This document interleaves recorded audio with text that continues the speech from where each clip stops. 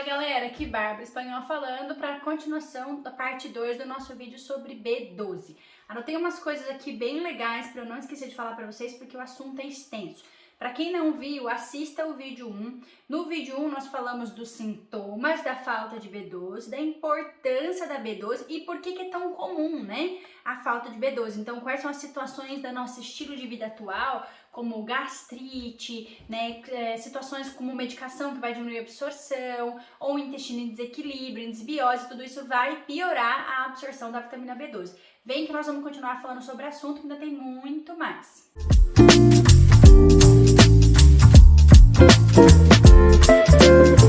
Por que a falta de vitamina B12 ela é tão mal diagnosticada? Primeiro, porque pode não ser um exame comumente solicitado pelos médicos, e se você não solicitar o exame, você não tem como identificar a deficiência da vitamina.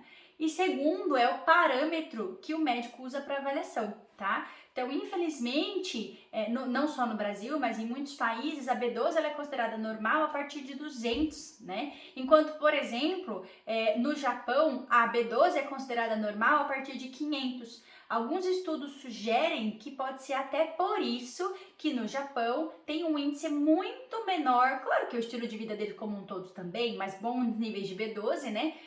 Faz com que a população idosa do Japão tenha muito menos doenças neurológicas, como por exemplo Alzheimer, do que em outros países, tá? Então no Japão, se a pessoa apresenta um nível de 450 ou menos de B12, ela já vai começar a ser tratada.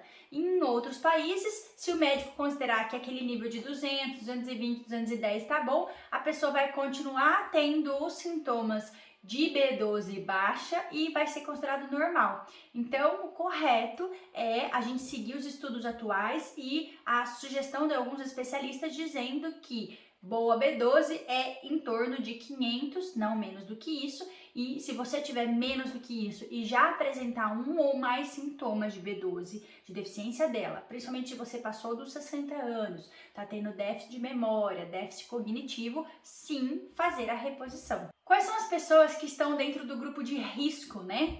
As pessoas que mais têm risco de ter deficiência de B12? Obviamente, os primeiros são os veganos e os vegetarianos, porque eles não consomem alimentos de origem animal e a B12, presta atenção, é a única vitamina que você não consegue obter através da planta ou da luz, produzida no intestino dos animais. Por isso que é a única vitamina que você não consegue, né, encontrá-la de jeito nenhum em alguma planta. Então, por isso que veganos e vegetarianos têm que, de maneira absoluta, suplementar B12. Eu não estou dizendo que são só eles, eu tenho muitos pacientes que são onívoros, ou seja, que comem também alimentos de origem animal e tem baixa de B12 pela desbiose, pela gastrite, pela dificuldade de absorção. Então, não estou dizendo que a suplementação é característica somente do vegano e do vegetariano. Além dos veganos e vegetarianos, nós temos também pessoas com 60 anos ou mais, pessoas que usem regularmente medicações que diminuam o ácido estomacal, né? Então, os prazóis da vida, porque daí com menos ácido clorídrico você tem menos poder de absorção. Pessoas que usem medicamentos, falei sobre isso no outro vídeo, né? Medicamentos para diabetes, tem vídeo sobre isso, ó, assista aqui, como metformina, isso também atrapalha a absorção de B12. O que mais que eu anotei aqui? Pessoas com algum tipo de doença inflamatória intestinal, como doença de Crohn, colite ulcerativa, doença celíaca, síndrome do colo irritável, porque obviamente, se você tá com seu intestino afetado, você não vai conseguir botar para dentro aquele nutriente, ok? E mulheres com históricos de infertilidade ou aborto. Então, esse é o grupo, né, das pessoas mais susceptíveis a ter deficiência de B12.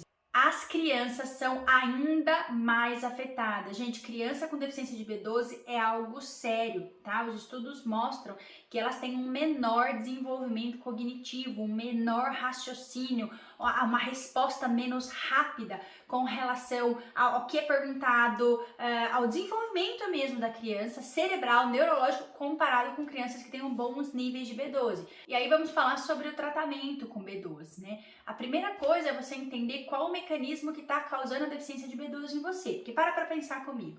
Se você é uma pessoa que está com deficiência de B12 por uma característica inflamatória no intestino, porque você tem Crohn, tem doença celíaca, enfim, uma desbiose muito importante. Você concorda que você tomar cápsula, seu intestino não vai absorver? Então, primeira coisa é entender o motivo. Ou se você está tendo deficiência de B12 porque você toma alguma medicação para gastrite ou uma medicação para diabetes, tudo isso vai levar à deficiência de B12 e a cápsula não vai adiantar. Então, tudo isso tem que ser avaliado para ver, primeiro, se você vai tomar cápsula ou se você vai tomar B12 sublingual, que é uma boa maneira de absorver, tá? Você coloca embaixo da língua e deixa ela desmanchar. É uma forma legal, mas para alguns casos, principalmente quando os sintomas já estão mais intensos e nós estamos falando de grupo de riscos, crianças com sintomas de problema de desenvolvimento, ou veganos, ou idosos, ou quando a pessoa realmente já está apresentando ali desequilíbrio, falha de memória, tudo aquilo que eu falei, aí quando é um tratamento meio que imediato,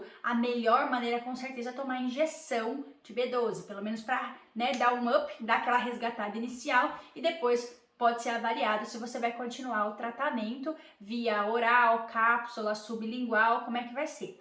A dose varia muito e precisa ser avaliado individualmente. Eu tenho pacientes que tomam 25 microgramas, tem paciente que toma 200, 300, então depende do caso, tá? E é bem legal que nunca se avalie somente a B12, avalie também, por exemplo, os níveis de ácido fólico no sangue, porque B12 e ácido fólico, elas funcionam como gangorra. Então, já aconteceu, por exemplo, de eu ver pacientes que estavam com a B12 bem baixa e níveis de ácido fólico até muito alto, porque eles meio que se competem entre si, né? Quando a gente regulou B12, o ácido fólico normalizou. Ou contrário, a pessoa exagerou muito na suplementação de B12, a B12 subiu demais, aí o ácido fólico sanguíneo, né, que é o ácido fólico sérico, caiu muito.